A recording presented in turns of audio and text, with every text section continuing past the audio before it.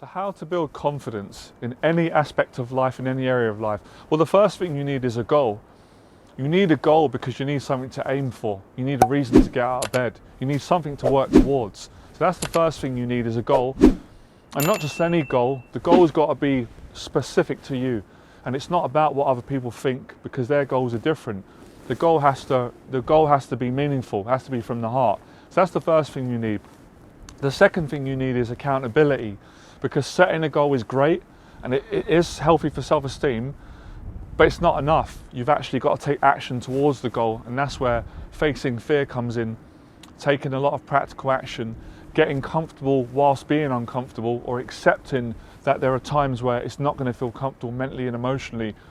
You're going to feel vulnerable, you're going to feel out of control, you're going to feel scared in the unknown, you're going to feel challenged, and that is part and parcel of building confidence, setting goals and achieving them. So you need accountability.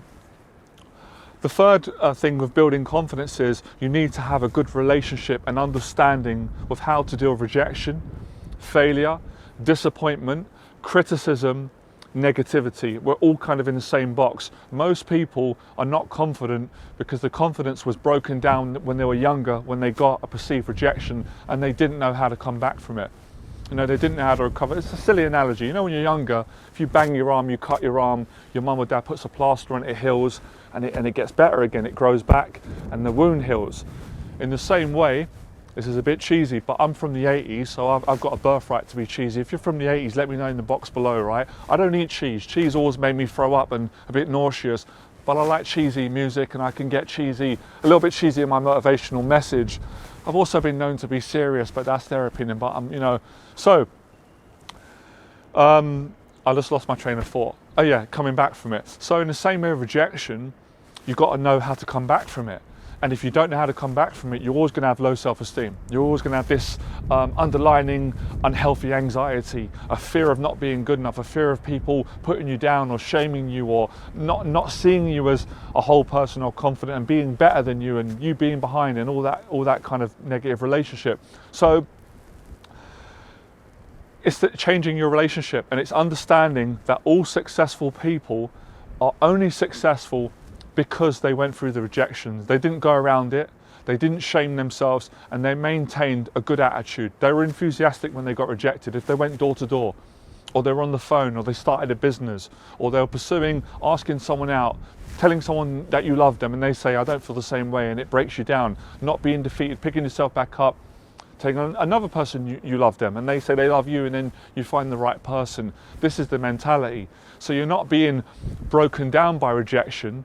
You're using rejection to motivate you to move forward and keep trying. So confidence is built from setting a goal, holding yourself accountable to that goal, taking action, facing your fear, getting uncomfortable, not quitting when you get rejected, not getting down or staying down, getting back up and continuing to move forward for however long it takes. So committing to something long term builds confidence. Not giving up when you get rejected builds confidence. And what builds even more confidence is when you follow this entire process through, from setting the goal, holding yourself accountable to that goal, or getting a mentor to hold you accountable and help you, taking the action, going through the rejections, working on your character and your attitude, and eventually getting the success. When you cross that line, you have solid confidence, where a person can't just say, you're not smart, you're unattractive, you're this, you're that. They can't break you because there's a strong foundation, because you've been through suffering,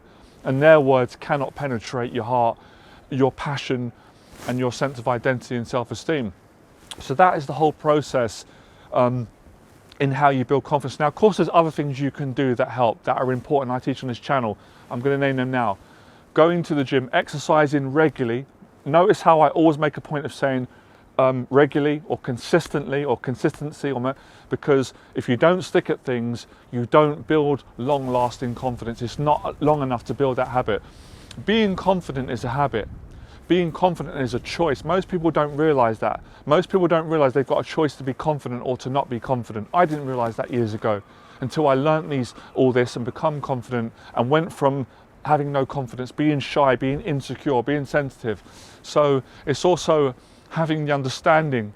So now I've given you the understanding intellectually, hopefully a little bit emotionally as well. You've actually got to go and practice it so you can get the best understanding, which is through your own personal experience. So going to the gym, exercising. If you guys are asking me what exercise, doesn't matter what one works for you. For me, it's boxing and weight training and cardio and skipping. Could be running outside, any fitness. I'm a huge believer. I've done a little bit of it. One of my clients likes it a lot. The guy, is it Tim Hoff? Cold showers, things like that, things that challenge you.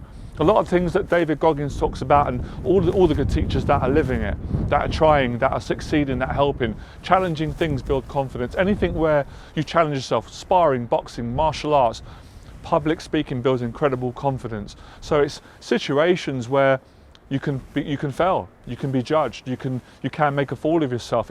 But it's having the guts to take that risk. And if you fail, well, you tried. Pick yourself back up again. So people only lack confidence.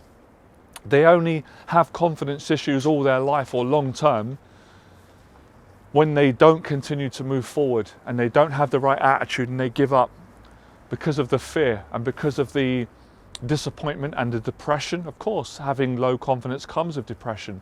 Getting out of depression will come with building confidence. So these are all ways in which you build confidence. Now, on the surface, a more simple, instant way, which is important, and I'm big on it, but again, hope you guys hear this well and it doesn't go into the wrong way of thinking. Dressing smart. Now again, there's going to be counter arguments. Let's go through them. People say, well, just because you wear a suit doesn't mean you're confident. Doesn't mean that necessarily. Someone could have no confidence and put on a suit and a shirt or wear nice clothes, but if you don't work on the inside, of course, but if you are working on the inside and you are confident and you dress smart, your confidence is going to increase, because you know you're not going to go to a job interview dressed badly, or if your clothes not ironed, you're not going to get the job. It doesn't make a good impression. So on the surface, yes, people will value you more when you dress smart. And you don't have to wear a suit. I like suits. I think everyone looks great in a suit, but it could just be smart.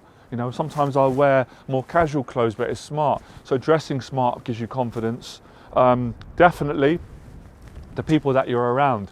If you're around people that you trust and you love and you get along with and there's good relationships and they're supportive and they're just lovely to be around, they're going to give you confidence.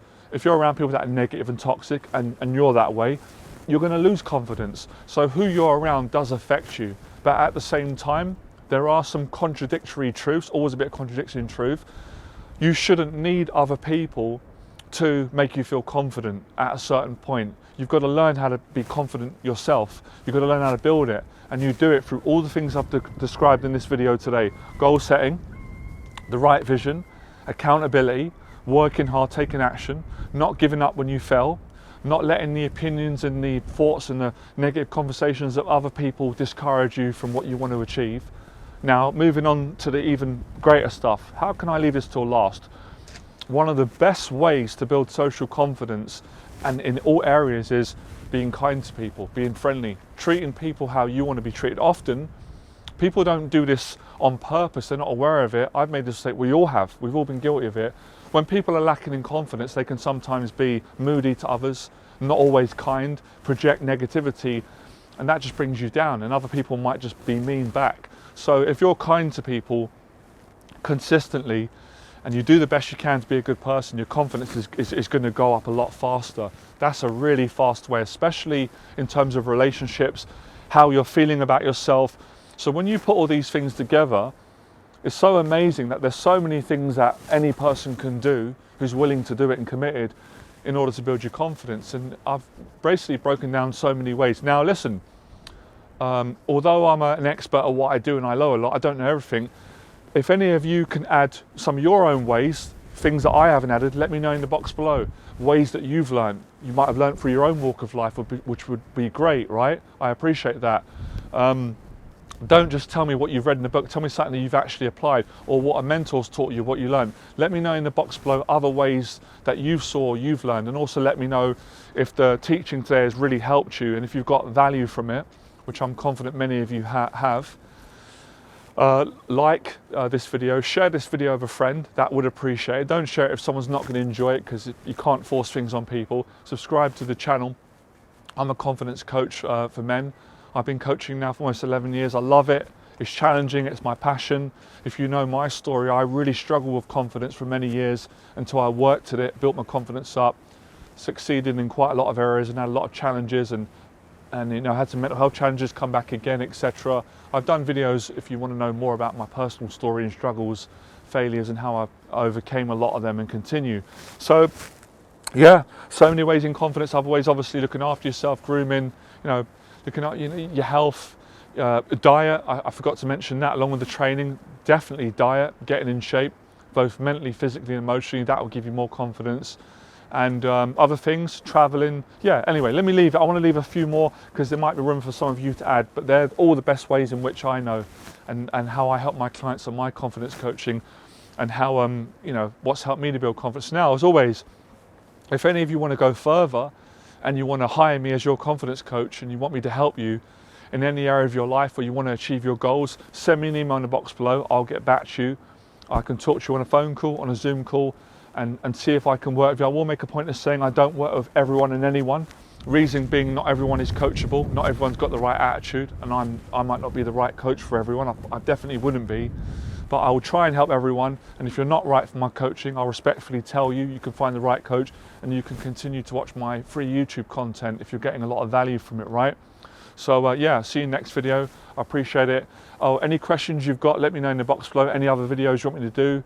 I mostly focus on success, helping men that have got social anxiety to become confident and live a better life, all right? I'll speak to you guys soon. I really appreciate all your support. I hope you enjoy the weather. I'm going to enjoy it. I'll see you guys soon, all right? Bye.